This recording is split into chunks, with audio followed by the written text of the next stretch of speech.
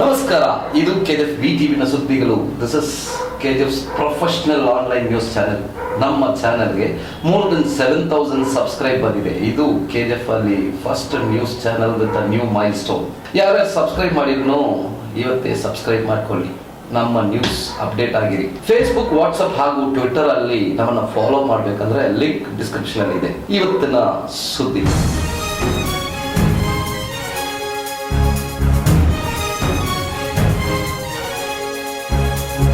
Shri Shri Shri Bharat Ratna doctor Shivashankara Swamiji ಅವರು ಅಗಲಿದ್ದಕ್ಕೆ KGF ಅಲ್ಲಿ ಹಲವಾರು ಕಡೆ ಶುದ್ಧಾಂಜಲಿ ಕಾರ್ಯಕ್ರಮ ನಡೆದಿತ್ತು. ರಾಬರ್ಟ್ಸನ್ ಪೆಟ್ ಸ್ವರ್ಣನಗರ್ ಹಾಗೂ ವಿವೇಕಾನಂದ ವಿದ್ಯಾ ಕೇಂದ್ರದಲ್ಲಿ ಶುದ್ಧಾಂಜಲಿ ಕಾರ್ಯಕ್ರಮ ನಡೆದಿತ್ತು ಸ್ವಾಮೀಜಿಗೆ.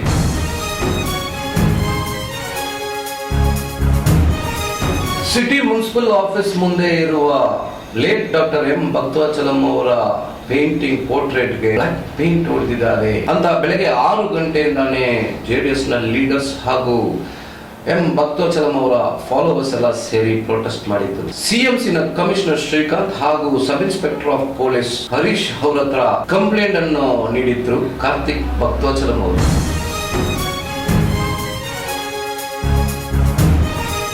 ಗಣೇಶ್ಪುರಂ ಅಲ್ಲಿ ಇರುವ ಸುಬ್ರಹ್ಮಣ್ಯ ದೇವಸ್ಥಾನದಲ್ಲಿ ಹೆಚ್ಚಿನ ಸಂಖ್ಯೆಯಲ್ಲಿ ಜನರು ಸೇರಿ ತೈಪೂಸ ಹಬ್ಬವನ್ನು ಆಚರಣೆ ಮಾಡಿದ್ರು. ದೇವರನ್ನ ಮೆರವಣಿಗೆ ಮುಖಾಂತರ ದರ್ಶನವನ್ನು ಮಾಡಿ ಅನ್ನದಾನವನ್ನು ಮಾಡಿದ್ರು ದೇವಸ್ಥಾನದಲ್ಲಿ. ಇದು ಗಣೇಶ್ಪುರಂ ರಾಬರ್ಟ್ಸನ್ ಪೆಟ್ ಲಿಮಿಟ್ಸ್ ಅಲ್ಲಿ ಇರುವ ಸುಬ್ರಹ್ಮಣ್ಯ ಸ್ವಾಮಿ ದೇವಸ್ಥಾನದಲ್ಲಿ ನಡೆದ ತೈಪೂಸಂ ಕಾರ್ಯಕ್ರಮ.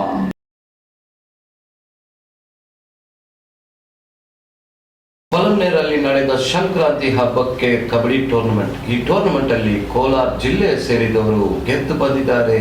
ಕಬಡ್ಡಿ ಅಸೋಸಿಯೇಷನ್ ಕೋಲಾರ ಡಿಸ್ಟ್ರಿಕ್ಟ್ ಅಧ್ಯಕ್ಷರಾದ ಬಿ ರಮೇಶ್, ಜನರಲ್ ಸೆಕ್ರೆಟರಿ ಆದ ಕೆ ರಾಜೇಂದ್ರನ್, ನೂರುಲ್ಲಾ ಖಾನ್ ಹಾಗೂ ಜಿಪಿಕೆ ಶ್ರೀನಿವಾಸ್ ಇವರೆಲ್ಲ ಸೇರಿ ಅವರಿಗೆ ಶುಭಾಶಯಗಳು ಹಾಗೂ ಮುಂದಿನ ದಿನಗಳಲ್ಲಿ ನ್ಯಾಷನಲ್ ಮಟ್ಟಕ್ಕೆ ಹೊಸ ಕಬಡ್ಡಿ ಪ್ಲೇಯರ್ಸ್ ಅನ್ನ ಆಯ್ಕೆ ಮಾಡ್ತಾ ಇದ್ದಾರೆ ಅಂತ ಸ್ಪೆಷಲ್ ಭೇಟಿ ನೀಡಿದ್ದಾರೆ ಕೋಲಾರ ಡಿಸ್ಟ್ರಿಕ್ಟ್ ಕಬಡ್ಡಿ ಅಸೋಸಿಯೇಷನ್ ಅವರು. ನೋಡೋಣ ಇವತ್ತಿನ ಸುದ್ದಿ.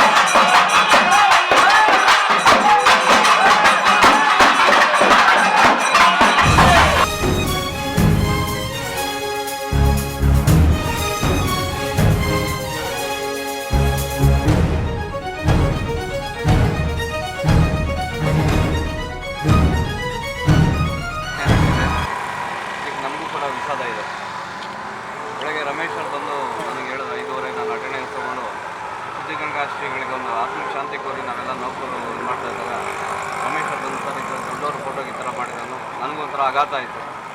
ಸತ್ತವ್ರ ಮೇಲೆ ದ್ವೇಷ ಸಾಧಿಸೋದೇನೋ ಇದ್ದಾಗ ಸಾಧಿಸ್ಬೇಕು ಅನ್ನೋದು ನನ್ನ ಅದು ಮಾಡಿ ಯಾರೇ ಆಗಲಿ ಅದೊಂಥರ ಮೃಗೀಯ ವರ್ತನೆ. ಮನುಷ್ಯ ಮಾಡೋಕ್ಕಾಗಲ್ಲ, ಮೃಗಗಳು ಮಾಡೋಕ್ಕಾಗಲ್ಲ. ಈಗ ಮೃಗಗಳು ಕೂಡ ಒಂಥರ ಮೃಗೀಯ ವರ್ತನೆ ನಾನು ಕಂಡಿದ್ದೀನಿ. ಮತ್ತು ನಮ್ಮ ಎಲ್ಲ ಬೇಡಿಕೆ ಕೊಟ್ಟಿದ್ರಲ್ಲ ಅಭಿಮಾನಿಗಳು. CC ಕ್ಯಾಮ್ರಾ ಈಗಾಗಲೇ ನಮ್ಮ ಆಫೀಸಲ್ಲಿ 7 ಕ್ಯಾಮ್ರಾ ಇದೆ. ಇನ್ನೆರಡು ಕ್ಯಾಮ್ರಾ ಈಗಿನ ಹೋರಾಟನ ಇಲ್ಲೇ ಕೈ ಬಿಟ್ಟು ನಗರದಲ್ಲಿ ಶಾಂತಿ ಕಾಪಾಡ್ಕೊಳ್ಳೋಕ್ಕೆ ದಯವಿಟ್ಟೆಲ್ಲ ಸಾಕಷ್ಟು ಅಂತ ನಾನು ಕೇಳ್ಕೊಳ್ತೇನೆ. ನಮಸ್ಕಾರ. சின்ன விஷயம் இல்லை, இது பெரிய விஷயம் தான். அது உயிராகும் போது பண்ணிங்கன்னா அது கதையை வேறு. கார்த்திக் ஒரு டவுட் கேட்குறாரு, என்ன இதுக்கு பர்மிஷனுக்கு தான் இல்லையா? பர்மிஷன் 92 பர்மிஷன் வாங்கி இந்த எம்ஜிஆர் சிலை இருக்கும்போது சுனில் குமார் எஸ்பி அவர் வந்து கன்னடா சங்கம் எல்லா பேப்பர்கள்லாம் வந்து இது மாதிரி ரொம்ப இது ஸ்டேட்டில் வந்து எம்ஜிஆர் ஸ்டாச்சு வைக்கக்கூடாதுன்னு அப்படின்னு ஒரு பிரச்சனை வரும்போது சுனில் குமார் டைரெக்டாக வீட்டுக்கு வந்து நீ எம்எல்ஏ ஆக்கிற, நீ முனிசிபாலிட்டி பிரசிடென்ட் ஆக்கிற, நீ இந்த தப்பு செய்யக்கூடாது, இது ஸ்டேட் பர்னிங் இஷ்யூ இது, அதனால் அந்த ஸ்டாச்சு எடுத்துரு. அந்த ஸ்டாச்சு எடுத்துட்டு பிறகு அங்கே வேணும்னா நீ பர்மிஷன் நீயே பண்ணலாம், நீ முனிசிபாலிட்டி பிரசிடென்ட் நீ எம்எல்ஏ இருக்கும்போது உனக்கு பர்மிஷன் இல்லையா அப்படின்னு சொல்லும்போது இந்த பர்மிஷன் வாங்கி எம்ஜிஆர் இது ஆர்ட்ஸ் கட்டணுமே தவிர பர்மிஷனே இல்லைன்னாலாம் இல்லை. அதெல்லாம் வந்து இது வந்து நம்ம ஆரம்ப கட்டத்தில் நமக்கு வர்ற சின்ன எதிர்ப்பு தவிர பெரிய எதிர்ப்பெல்லாம் இல்லை. பயம் வந்துச்சு. காரணம் என்னன்னா வெரி ஷார்ட்லி எலெக்ஷன் வரும். 8ஆம் தேதி பட்ஜெட்டு, 10ஆம் தேதி வந்து பட்ஜெட் முடியுது. தேதி அனௌன்ஸ் பண்ணுறான் மார்ச்சில் லாஸ்ட் வீக்லேயே இல்லை ஏப்ரல் ஃபஸ்ட் வீக்லேயே முனிசிபாலிட்டி எலெக்ஷன் வருது. முனிசிபாலிட்டி எலெக்ஷன் வந்தால் எப்படி நம்ம இந்த நகரசபை பிடிக்கணும், எந்தெந்த வார்டில் வேட்பாளர் நிற்க வைக்கணுன்றதுக்கு ஒரு அறிகுறியாக வந்து நம்ம வந்து கேப் ஆகிப்போம். நம்ம மரணம் அஞ்சலி பிறகு கேப் ஆகிப்போம். கேப் ஆகிட்டு பிறகு இது ஒரு சின்ன இன்சிடெண்ட்டுக்கு 5:30 மணிலேருந்து இவ்வளோ ஃபாலோவர்ஸு, இவ்வளோ ஜேடிஎஸ் கட்சிக்காரங்க இவ்வளோ பேர் வந்ததுக்கு உங்களுக்கெல்லாம் மனமாத நன்றி தெரிவிக்கிறாங்க. அதே நேரத்தில் நம்ம இந்த நகரசபையை வந்து ஒரு கண்ணா வைக்கணும். அவருடைய ஆத்மா சாந்தி அடையிறதுக்கு இந்த நகரசபை நம்ம முடிச்சே தீரணும். நகரசபையில் உட்கார வச்சே தீரணும். அந்நியார் எந்த காரணத்தோட்டோ எந்த ஒரு கஷ்டம் வந்தாலும் சரி, எந்த ஒரு போராட்டம் வந்தாலும் சரி, இந்த நகரசபையில் அந்நியாரை வந்து நகரசபை தலைவரை உட்கார வச்சே தீரணும். இது வந்து அவர் முன்னே எம்ஜிஆர் முன்னையும் எங்கள் அண்ணன் முன்னையும் சபதம் ஏற்றுக்கிறோம் ஜேடிஎஸ் சார்பாக. உங்களுக்கு எல்லாருக்கும் வந்து உங்களுக்கு அத்தனை பேருக்கு 1008 வேலைங்களெல்லாம் விட்டு நான் இன்றைக்கி தும்கூர் போக வேண்டியது சித்துங்க மனத்துக்கு தவிர்க்க முடியாத காரணத்தில் கார்த்திக்கு ஃபோன் பண்ணதுனால பங்கார்பேட்டிலேருந்து இங்கே வந்தேன். அதனால் நீங்கள் வந்தது எல்லா வேலையும் விட்டுட்டு நீங்கள் வந்ததுக்கு உங்களுக்கு மனமார்ந்த நன்றி. எந்த ஒரு இடைஞ்சலும் பண்ணக்கூடாது, எந்த ஒரு தகராறும் பண்ணக்கூடாது. நம்ம ஜேடிஎஸ் சார்பில் சப் இன்ஸ்பெக்டர்கிட்ட கம்ப்ளைண்ட் கொடுத்துக்கிறோம். சப் இன்ஸ்பெக்டர் இது யார் இன்றைக்கி நடந்திருக்கிற இந்த விஷயம் இது தங்கவயலுக்கு தேவைப்படாத ஒரு விஷயம். நம்ம ஊரில் வந்து இது போல் விஷயத்தை செய்கிற அளவுக்கு யாரும் கோழைங்க இல்லை. இது போல் திருப்பம் நம்ம ஊர் நல்லா வகையில் போயின்னுக்குது, எந்த பிரச்சனையும் இல்லை. நம்ம ஊரில் இந்த ஊரை டெவலப் பண்ணுறதுக்கு என்னென்ன வேணும் தான் எல்லா லீடருங்களும் பாடுபட்டுருக்குறாங்க. ஊருக்குள்ளே சண்டை வர்றதெல்லாம் பழைய காலத்தோடு முடிஞ்சிடுச்சு. அது எப்போ அதிமுக, ஆர்பிஐ, கம்யூனிஸ்ட்டு சண்டை ஆயிடுச்சு, அந்த காலம் முடிஞ்சிச்சு. இப்போ எல்லா வாலிபனும் ஊரில் சண்டை போடுறதுக்கு இல்லை, எல்லாம் ஊர் எப்படி நல்லதாகணும்னு சொல்கிறதுக்காக எல்லாம் பாடுபட்டுருக்குறாங்க. அதனால் இந்த கலாச்சாரம் இன்னும் நம்மளுக்கு தேவையில்லை. இனி வரும் காலங்களில் இது போல் கெட்ட வேலையை யார் செஞ்சாலும் போலீஸு அதுக்கு தகுந்த நடவடிக்கை எடுக்கிறதுக்கு யார் சார்பிலையும் ரஜினிகாந்த் ரசிகர் மன்ற சார்பில் நம்ம ஒரு எக்ஸ் முனிசிபால் பிரசிடென்ட்னும் போது ஒரு எக்ஸ் முனிசிபால் பிரசிடென்ட்டுக்கு இது போல் ஒரு அவமானம் பண்ணுங்க. அது யாராக இருந்தாலும் கண்டிக்கத்தக்கது. இனி இந்த ஊரில் இது போல் பிரச்சனை என்ன ஆகக்கூடாது, நடுக்கக்கூடாது. நம்ம ஊர் வந்து சுபிட்சமாக நல்லா இருக்குது. இப்போது இந்த ஊரை வந்து சண்டைக்கார ஊராக அசிங்கப்படுத்தக்கூடாது. எந்த சகோதரிகளுக்கு சொல்கிறோம், செஞ்சுக்கிற சகோதரங்களுக்கு கூட சொல்கிறேன், இது வந்து இந்த ஊருக்கு செய்கிற ஒரு பெரிய அவமானம். இதை நம்ம பண்ணக்கூடாது. இதை பண்ணோம்னா நம்ம ஊர் பேர் தான் கெடும். நம்மளுக்குள்ளேயே எல்லாமே அண்ணன் தம்பியாக அக்கா தங்கச்சா வாழ்கிற ஊரில் இது போல் விஷயம் இருக்கக்கூடாதுன்றது உங்களுக்கு எல்லாருக்கும் வேண்டிக்கிறேன். இந்த நாளை வந்து ஒரு கெட்ட நாளாக நினச்சி இதோடு இந்த ஊரில் இந்த நாள் இருக்கக்கூடாது. இது எங்களுடைய வேண்டுகோள்.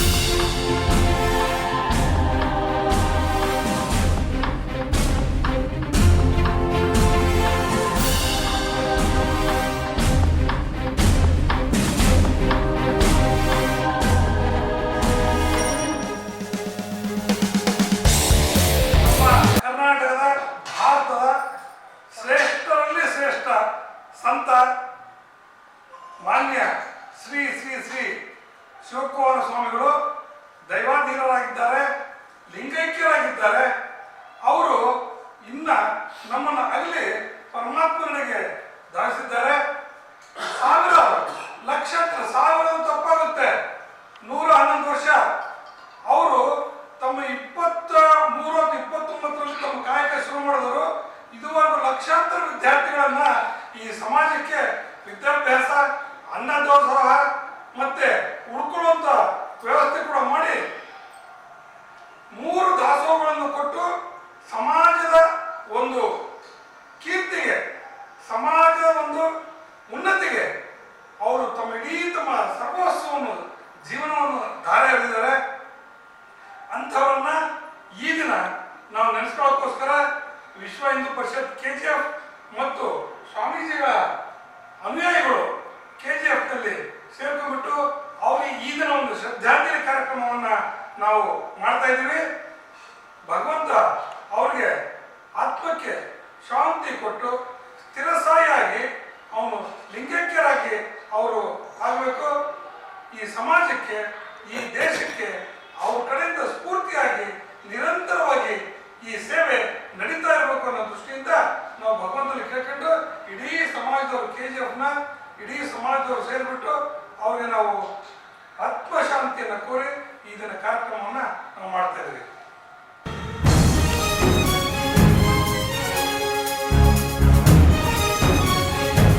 ಆತ್ಮೀಯ ಮಾಧ್ಯಮ ಮಿತ್ರರಿಗೆ ಎಲ್ಲರಿಗೂ ನಮಸ್ಕಾರ. ಇವತ್ತಿನ ದಿವಸ ನಮ್ಮ ನ್ಯಾಷನಲ್ ಕಬಡ್ಡಿ ಫೆಡರೇಷನ್ನ ಪ್ರಧಾನ ಕಾರ್ಯದರ್ಶಿಗಳಾದಂಥ ಕಬಡ್ಡಿ ಬಾಬು ಪ್ರಸಾದ್ ಬಾಬು ಅವರು ಆಶೀರ್ವಾದ ಹಾಗೂ ನಮ್ಮ ರಾಜ್ಯ ಕಬಡ್ಡಿ ಅಸೋಸಿಯೇಷನ್ನ Arjuna award winner mister Honnappa Gowda ಅವರ ಆಶೀರ್ವಾದದಿಂದ ಕೋಲಾರ ಜಿಲ್ಲಾ ಮಟ್ಟದಲ್ಲಿ ಕಬಡ್ಡಿ ಅಸೋಸಿಯೇಷನ್ನ ಪ್ರಾರಂಭ ಮಾಡಿದ್ದೇವೆ. ಆ ಕಬಡ್ಡಿ ಅಸೋಸಿಯೇಷನ್ನ ನೂತನ ಅಧ್ಯಕ್ಷರಾಗಿ KGF ಕ್ಷೇತ್ರದಲ್ಲಿ ಹುಟ್ಟಿ ಬೆಳೆದು ಅನೇಕ ಸಾಮಾಜಿಕ ಚಟುವಟಿಕೆಗಳಲ್ಲಿ ಪಾಲ್ಗೊಂಡು ಕ್ರೀಡಾಪಟುಗಳ ಒಂದು ಉತ್ಸಾಹ ಬರ್ತಾ ಇರ್ತಕ್ಕಂಥ ನಮ್ಮ KGFನ BML ಕ್ಲಾಸ್ 1 ಕಾಂಟ್ರಾಕ್ಟ್ರು ಹಾಗೂ KGF ಕ್ಷೇತ್ರದಲ್ಲಿ ಹಲವಾರು ಕಡೆ ತಮ್ಮ ಸಾಮಾಜಿಕ ಒಂದು ಕಳಕಳಿಯಿಂದ ಕೆಲಸ ಮಾಡ್ಕೊಂಡು ಬರ್ತಾ ಇರ್ತಕ್ಕಂಥ ನಮ್ಮ ರಮೇಶ್ನವರನ್ನು ಬಂದು ಬಿ ರಮೇಶ್ ಅವರನ್ನು ಅಧ್ಯಕ್ಷರಾಗಿ ಬಂದು ಆಯ್ಕೆಯಾಗಿದ್ದಾರೆ. ನೋಂದಾವಣೆಯನ್ನು ಬಂದು ನಾವು ಮಾಡಿದ್ದೇವೆ. ಅದರ ಪೂರ್ಣ ಸಮಿತಿಯ ವಿವರ ನಮ್ಮ ಬಿ ರಮೇಶ್ ಅವರು ನಿಮ್ಮೆಲ್ಲರಿಗೂ ಬಂದು ತಿಳಿಸ್ತಾ ಇದ್ದಾರೆ. ಅದು ಮಾತ್ರ ಅಲ್ಲ, ನಾನು ಕೂಡ ಸಹ ಅವ್ರ ಜೊತೆಗೆ ಬಂದು ಸೇರಿ ಕೆಲಸ ಮಾಡ್ತಾ ಇದ್ದೀನಿ. ನಾನು ರಾಜ್ಯ ಮಟ್ಟದಲ್ಲಿ ನಮ್ಮ ಪ್ರಸಾದ್ ಬಾಬು ಅವರ ಅಧ್ಯಕ್ಷತೆಯಲ್ಲಿ ಉಪಾಧ್ಯಕ್ಷರಾಗಿ ಬಂದು ಕೆಲಸ ಮಾಡ್ತಾ ಇದ್ದೀನಿ. ನಿಮ್ಮೆಲ್ಲರಿಗೂ ಗೊತ್ತಿರ್ತಕ್ಕಂಥ ಎಲ್ಲ ನಮ್ಮ ಕಬಡ್ಡಿ ಆಟಗಾರರು ಇಲ್ಲಿ ಬಂದಿದ್ದಾರೆ. ಅವ್ರಿಗೂ ಬಂದು ಸ್ವಾಗತ ಬಯಸ್ತಾ ಈ ಸಭೆಯ ಅಧ್ಯಕ್ಷತೆಯನ್ನು ಬಂದು ನಮ್ಮ ಜಿಲ್ಲಾ ಕಬಡ್ಡಿ ಅಸೋಸಿಯೇಷನ್ನ ಅಧ್ಯಕ್ಷರಾದಂಥ ಬಿ ರಮೇಶ್ ಅವರು ಬಂದು ವಹಿಸಬೇಕಂತ ಕೇಳ್ಕೊಳ್ತಾ ಇದ್ದೀನಿ. ಕೋಲಾರ ಡಿಸ್ಟ್ರಿಕ್ಟ್ ಕಬಡ್ಡಿ ಅಸೋಸಿಯೇಷನ್ ಅಧ್ಯಕ್ಷರು B Ramesh, A Rajesh vice president Mulbagi, K Rajendran KGF general secretary, G kabaddi Mahesh treasurer Kolar, Babu member Mulbagi, S Shivappa Malur, N Guru ಬೆತ್ಮಂಗಲ.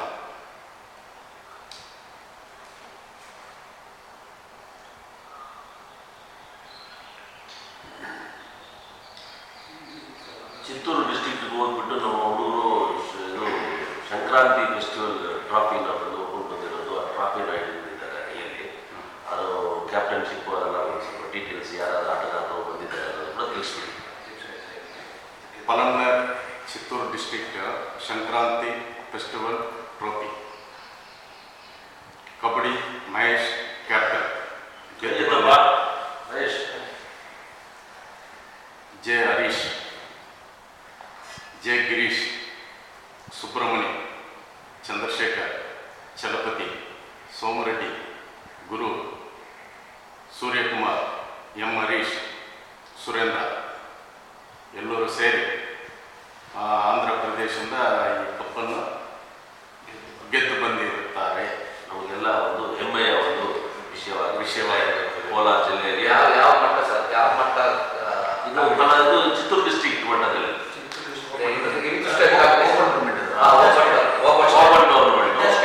Inter state ಎಲ್ಲ ಥ್ರೂಔಟ್ ಸ್ಟೇಟ್ ಯಾರು ಬೇಕಾದ್ರೆ ಬಂದು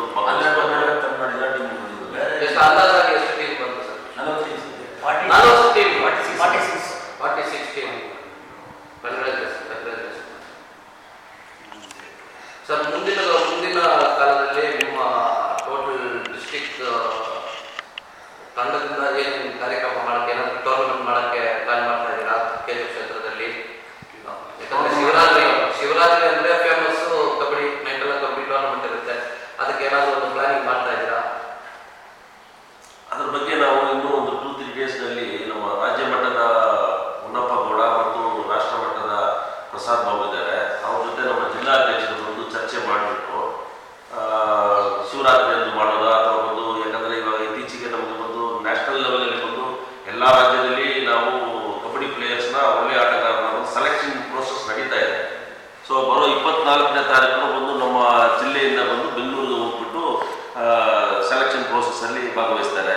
ಅದರಲ್ಲಿ ಬಂದು ನಮ್ಮ ಕೋಲಾರ ವತಿಯಿಂದ ಬಂದು ರಾಜ್ಯ ಮಟ್ಟಕ್ಕೆ ಆಟ ಆಡತಕ್ಕಂಥ ಯಾರಾದರೂ ಒಬ್ಬರು ನಮಗೆ ಸೆಲೆಕ್ಟ್ ಆದರೆ ಅದು ಒಂದು ಹೆಮ್ಮೆಯ ವಿಷಯ ಆಗುತ್ತೆ. ಅದು ನಮ್ಮ ಅಧ್ಯಕ್ಷರಿಗೆ ಇನ್ನೂ ಸ್ವಲ್ಪ ಜವಾಬ್ದಾರಿ ಹೆಚ್ಚಿಗಾಗುತ್ತೆ. ಈಗ ತಾನೇ ಬಂದು ಸ್ಟಾರ್ಟ್ ಮಾಡಿದ್ದಾರೆ, ಮುಂದಕ್ಕೆ ಬಂದು ಅದರದ್ದು ಕೂಡ ಅನೌನ್ಸ್ ಮಾಡಿದ್ದೀವಿ. ನಾವು 24th ಪ್ರೋಗ್ರಾಮ್ ಹೋಗ್ತಾ ಇದ್ದೀವಿ. ಪ್ಲಸ್ ಬಂದು ನೆಕ್ಸ್ಟ್ ಬಂದು ಕೋಲಾರ ಈ ತಿಂಗಳು 24ನೇ ತಾರೀಕು